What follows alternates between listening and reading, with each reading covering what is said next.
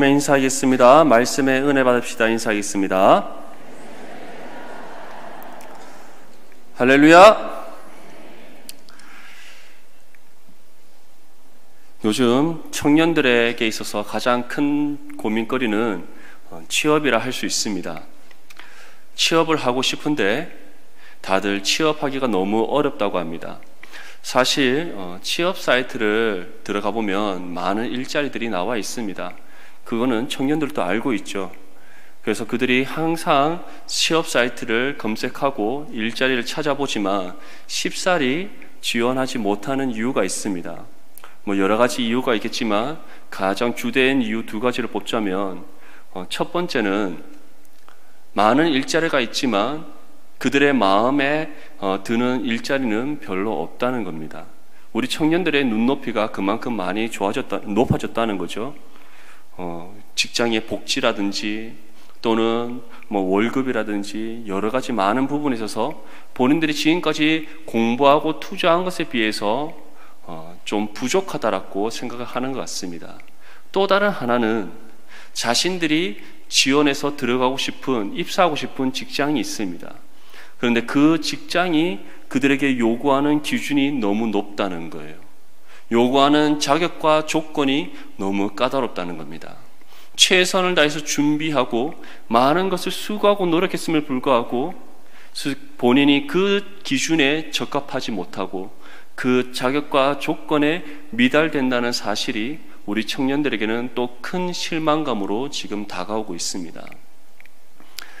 이 취업의 문제만 봐도 세상은 언제나 우리에게 기준을 제시한다는 사실을 알 수 있습니다.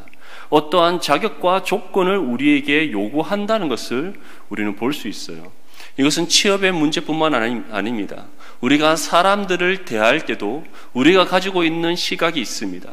우리가 갖고 있는 선입견들이 있습니다. 자신만의 사람을 평가하는 기준이 있다는 것을 우리 스스로도 알고 있습니다.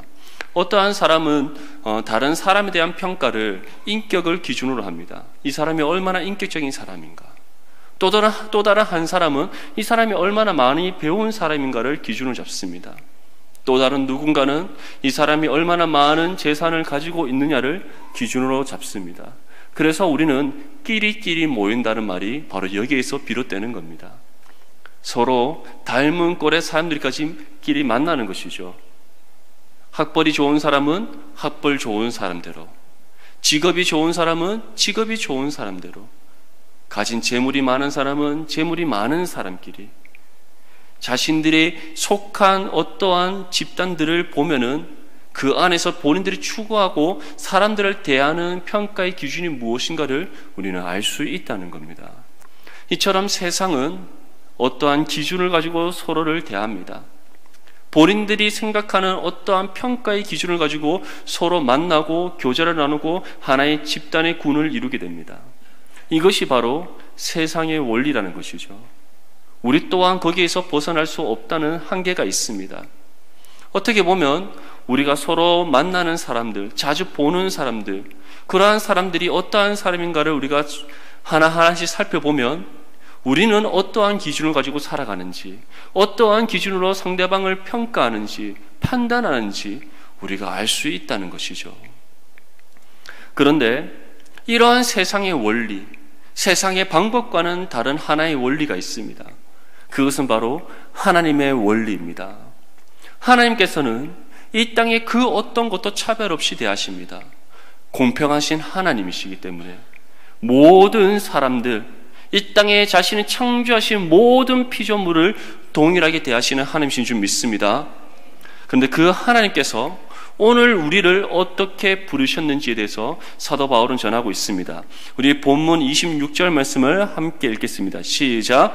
형제들아, 너희를 부르심을 보라. 육체를 따라 지혜로운 자가 많지 아니하며 능한 자가 많지 아니하며 문벌 좋은 자가 많지 아니하도다. 사도 바울이 가장 먼저 우리에게 전하는 것은 너희를 하나님께서 어떻게 부르셨는지 다시 생각해 보아라 라고 말씀하고 있어요. 하나님께서 우리를 어떻게 부르셨습니까? 나의 기준이 이러니 너희도 이 기준에 맞춰 보아라 이렇게 말씀하셨습니까? 내가 너희를 구원하기 위해서 이러한 자격과 조건을 제시하니 이 자격과 조건이 되지 않는다면 구원받지 못한다라고 말씀하셨습니까? 하나님께서는 그렇지 않으셨습니다. 우리가 어떻게 구원받은지 한번 되돌아보십시오. 우리가 구원받을 만한 어떠한 기준이 있었습니까? 우리가 그 어떠한 자격과 조건을 갖추고 있었습니까? 하나님께서 제시하는 어떠한 기준에 맞출 수 있었습니까? 우리에게는 그러한 능력이 없는 사람들이었습니다. 성경은 분명히 전합니다. 이 땅에 존재하는 모든 인간들, 특별히 아담이 범죄한 이후에 존재하는 모든 사람들은 죄와 허물로 죽은 존재들이다. 하나님의 심판을 받을 사람들이다. 우리에게 주어진 삶의 결과는 멸망밖에 없었다는 사실을 분명히 전하고 있습니다. 그럼에도 불구하고 하나님께서 우리를 불러주셨습니다. 우리를 구별내게 선택하셔서 구원해 주셨어요. 무엇을 보시고 우리를 이와 같이 선택해 주셨습니까? 무엇을 보시고 우리를 구원해 주셨습니까? 무엇을 보시고 우리를 부르셔서 하나님의 자녀 삼아 주셨습니까? 오직 하나님의 기쁘신 뜻인 줄 믿습니다. 사도 바울은 그것을 한번 되돌아보라는 거예요. 너희가 어떻게 구원받았는지 이렇게 말하는 이유가 있습니다. 이 당시 때 고린도 교회는 서로가 잘났다라고 자랑하기 바쁜 교회였어요. 4개의 파로 나뉘어서 나는 예수파다, 나는 게바파다, 베드로파다, 나는 바울파다, 나는 아볼로파다. 참 신기한 게 고린도 교회 성도들이 예수님을 만났습니까? 이들이 누구 파다라고 주장하는 것의 가장 주된 이유는 누구로부터 세례를 받았다는 거예요. 그런데 이들이 예수님으로부터 세례를 받았습니까? 그렇지 않아요. 바울로부터 세례를 받았습니까? 베드로로부터 세례를 받았습니까? 아니면 아볼로로부터 세례를 받았습니까? 이들은 바울을 통해서 복음을 듣고 구원받은 사람들입니다. 교회 공동체를 이루는 사람이에요. 바울의 뒤를 이어서 아볼로가 이제 이 고린도 교회를 또한 담당하고 있었습니다. 그런데 베드로와 예수님과는 아무런 상관이 없는 사람들이죠. 세례와 관련해서는 아무런 상관이 없습니다. 그런데 처음에는 바울파가 생기고 그 다음에 아볼로파가 생기고 더 나아가서는 이들보다 더 뛰어난 누군가를 생각하면서 베드로가 나오고 결국에는 예수님까지 나오게 된 거예요. 이처럼 누가 더 뛰어난 사람인가? 누가 더 교회 안에서 더 높은 지위를 차지해야 하는가? 누가 더 목소리를 높여야 되는가? 누가 더 힘이 있는가? 그러한 것을 주장하고 그것을 얻기 위해 싸우다 보니 이처럼 말도 안 되는 주장으로 파가 나뉘어졌던 거예요. 그뿐만이 아닙니다. 세속주의가 고린도 교회를 휩쓸면서 온갖 잘못된 은사주의가 나타나고 거기에다가 이제 자신들이 더 이상 내세울 것이 없으니 결국에는 세상의 어떠한 가치관을 가지고 와서 서로를 헛듣고 서로를 비방하고 비판하는 그와 같은 일들까지 일어나게 되었던 겁니다. 그러한 상황 속에서 바울은 이와 같이 전하는 거예요. 너희가 어떻게 부르심을 받았는지 다시 되돌아보아라. 너희가 다툴 이유가 있느냐? 너희에게 자랑할 것이 있느냐? 너희가 다른 누구보다 더 나은 존재라고 말할 자격이 있느냐? 너에게 내세울 것이 무엇이 있느냐라고 지금 전하고 있는 겁니다. 육체를 따라 지혜로운 자가 없다, 능한 자가 없다, 문벌 좋은 자가 없다. 다시 말해 너희가 아무리 똑똑하고 많이 배웠다 할지라도 하나님 앞에는 어리석고 미련한 존재일 뿐이다라는 거예요. 너희가 사회적으로 아무리 많은 재산을 갖고 능력이 있고 또한 신분이 좋다 할지라도 하나님 앞에는 한낱 죄인에 불과한 존재였다는 것을 기억하라는 겁니다. 우리 또한 마찬가지입니다. 우리가 하나님 앞에 내세울 것이 무엇이 있습니까? 하나님 앞에 자랑할 만한 것이 무엇이 있습니까? 하나님 앞에 인정받을 만한 것이 어떠한 것이 있었습니까? 아무것도 없었다는 거예요. 오직 하나님께서는 그의 기쁘신 뜻을 따라 우리를 선택해 주셨을 뿐입니다. 그의 기쁘신 뜻을 따라 우리를 구원해 주셨을 뿐인 줄 믿습니다. 그러한 우리를 왜 하나님께서는 그의 자녀 삼아 주셨는지 또한 이어서 바울은 우리에게 전하고 있습니다. 27절 말씀을 함께 읽겠습니다. 시작. 그러나 하나님께서 세상의 미련한 것들을 택하사 지혜에 있는 자들을 부끄럽게 하려 하시고 세상의 약한 것들을 택하사 강한 것들을 부끄럽게 하려 하시며. 아멘. 여기에서 바울이 전하는 바는 부끄럽게 하기 위해서였다는 겁니다. 무엇을 부끄럽게 하기 위해서? 세상에 속한 사람들을 부끄럽게 하려고 우리를 부르셨습니까? 그것도 하나의 이유가 됩니다. 우리가 하나님의 뜻을 따라 살아갈 때 우리가 그들과 구별된 삶을 나타냄으로써 그들의 어둠의 수치가 드러나게 하신다라고 분명히 말씀하고 있습니다. 그들이 부끄러움을 당하게 될 것이라고 말씀하고 있습니다.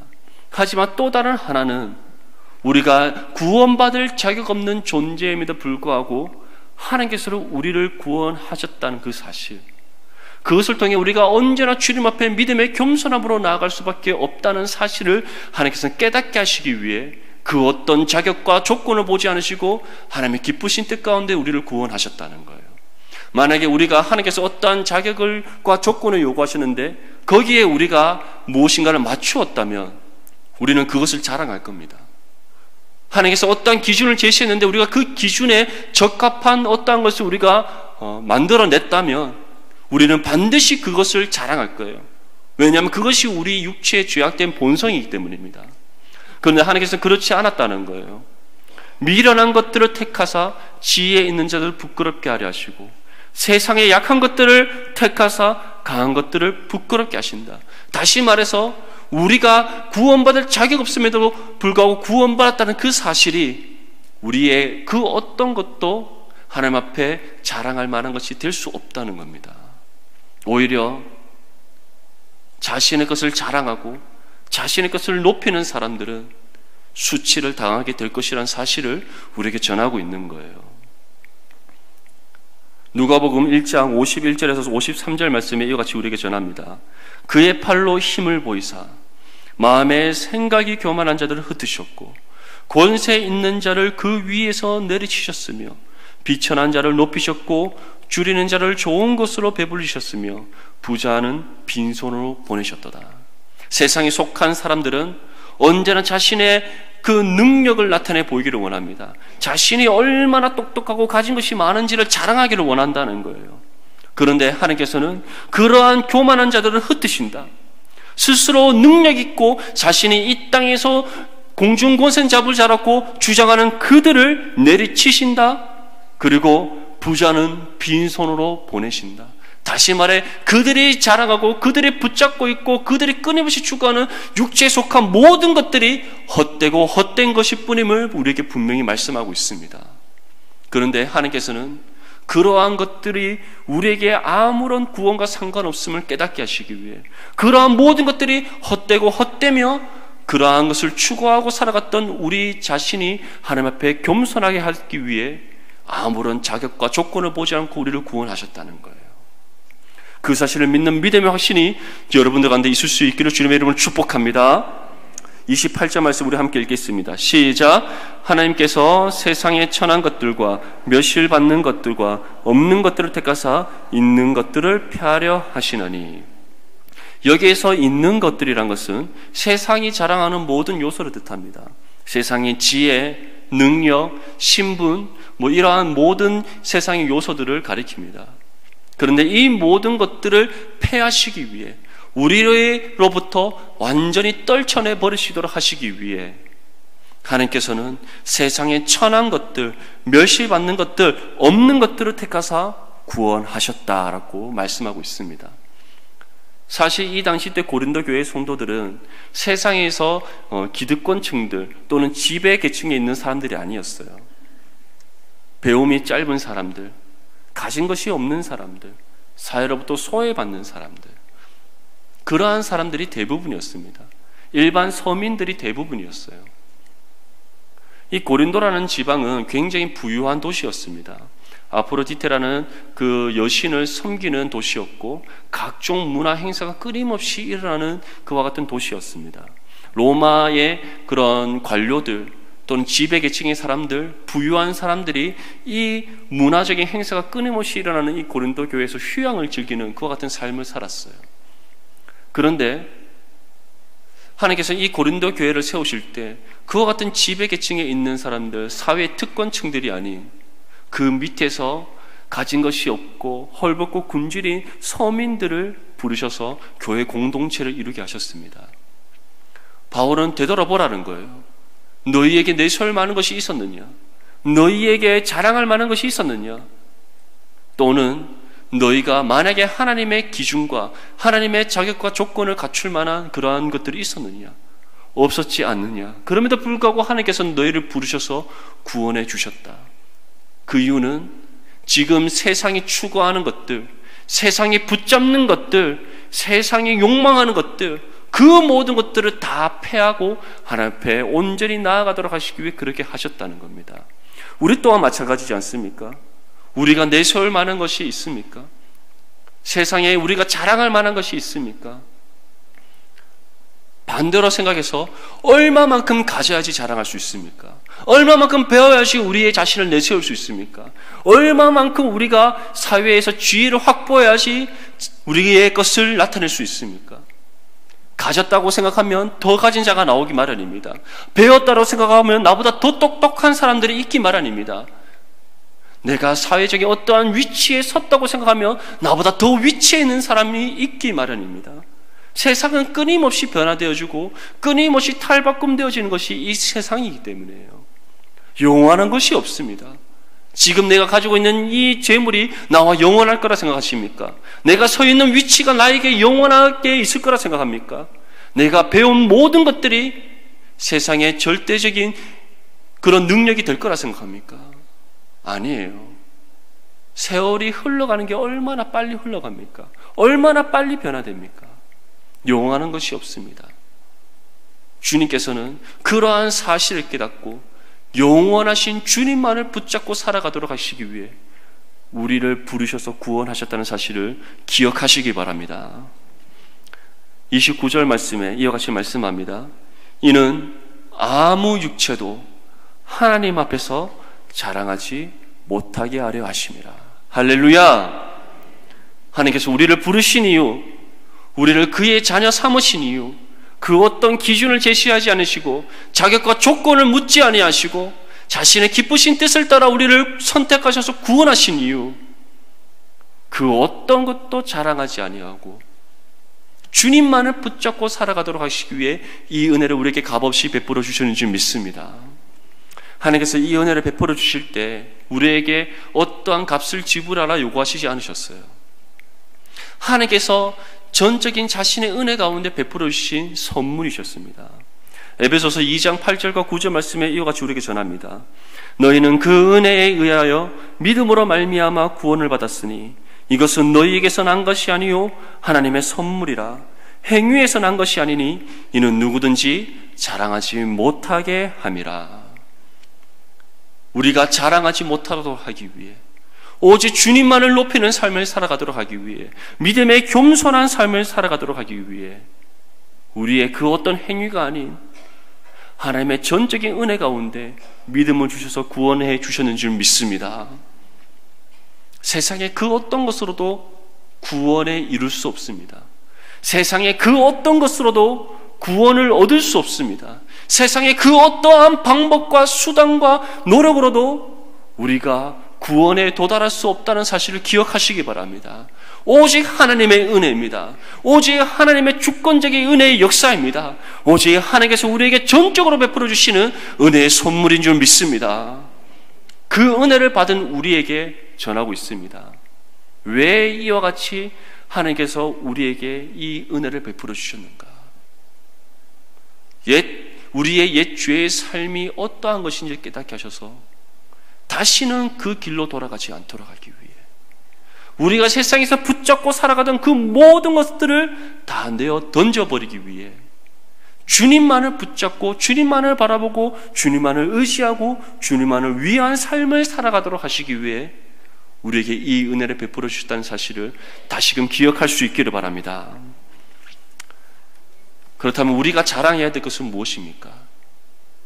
우리가 자랑해야 될 것은 어떠한 것입니까?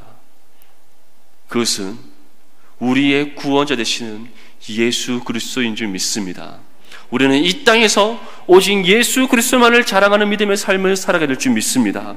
우리 본문 30절과 31절 함께 읽겠습니다. 시작. 너희는 하나님으로부터 나서 그리스도 예수 안에 있고 예수는 하나님으로부터 나와서 우리에게 지혜와 의로움과 거룩함과 구원함이 되셨으니 기록된 바 자랑하는 자는 주 안에서 자랑하라 함과 같게 하려 함이라. 우리가 예수님만을 자랑해야 하는 이유, 바로 예수님께서 우리의 구원자 되시기 때문인 줄 믿습니다. 구원은 오직 예수 그리스도를 믿는 믿음을 통해 우리에게 주어졌습니다.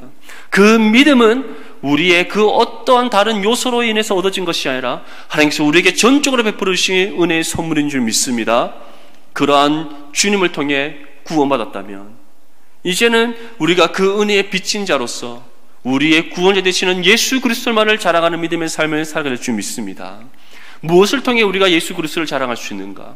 무엇이 예수 그리스도를 자랑하는 믿음의 삶인가? 그것은 두 가지의 요소가 있습니다. 하나는 우리에게 먼저 주신 그리스도의 복음을 전하는 것입니다. 우리의 입술을 열어서 하나님 말씀의 메시지를 전하는 것, 예수 그리스도에 관한 복된 소식을 전하는 것입니다. 또 다른 하나는 우리의 삶을 통해 하나님의 살아계심을 증거하는 것입니다. 그것을 예수님께서는 다른 것으로 표현하셨습니다. 먼저는 하나님 아버지를 사랑하고 내 이웃을 너의 몸과 같이 사랑하라. 바로 그리스도의 사랑의 실천이 예수님을 나타내고 증거하고 자랑하는 믿음의 삶의 요소인 줄 믿습니다. 여러분들의 입술을 열어서 그리스도의 복음을 담대히 전할 수 있기를 바랍니다. 복음을 부끄러워하지 아니하고 우리의 구원자 되시는 예수 그리스도에 관한 복된 소식을 믿음으로 담대히 선포할 수 있기를 바랍니다. 그리고 날마다 하나님 말씀의 뜻을 지켜 행하여서 하나님의 살아계심을 증거할 수 있기를 바랍니다. 우리에게 베푸신 그리스도의 사랑을 아낌없이 나누고 베푸고 전하여서 하나님의 사랑을 증거하는 사랑의 메신저로서의 역할을 잘 감당할 수 있기를 바랍니다. 이것이 진정으로 그리스도의 복음의 빚진 자로서, 그 은혜의 빚진 자로서 예수 그리스도를 자랑하는 믿음의 삶인 줄 믿습니다. 우리가 살아가는 이 세상이 정말 어두운 세상입니다. 너무나도 악한 세상입니다. 세상의 죄악됨과 악함은 정도가 없습니다. 점점 더 악해져 가는 것도 아니고 또는 악함이 줄어드는 것도 아닙니다. 아담이 범죄한 이후에 이 세상은 언제나 악했고 죄가 만연한 세상이고 그 정도는 동일합니다. 주님께서 이 땅에 다시 오시는 그날까지 세상의 죄악됨은 끊이지 않습니다. 그런데 그러한 세상 속에서 주님께서는 우리를 세상의 소금으로 부르셨습니다. 세상의 빛으로 부르셨습니다. 그 은혜를 우리에게 값없이 베풀어 주셨습니다. 그 은혜를 받은 우리에게 이제 말씀합니다. 그 은혜의 빚진 자로서 오직 예수 그리스도만을 자랑하는 믿음의 삶을 살아라. 주님의 이 말씀의 명령 앞에 합당한 믿음의 삶을 살아가는 저와 여러분들이 될 수 있기를 바랍니다. 우리의 입술로 그리스도의 복음을 증거하고 우리의 삶을 통해 그리스도의 사랑을 실천하여서 예수님을 나타내고 예수님의 살아계심을 증거하고 예수 그리스도를 자랑하는 믿음의 삶을 살아가는 저와 여러분들이 될 수 있기를 주님의 이름으로 축복합니다. 이 시간 우리 함께 기도할 때 말씀을 생각하시며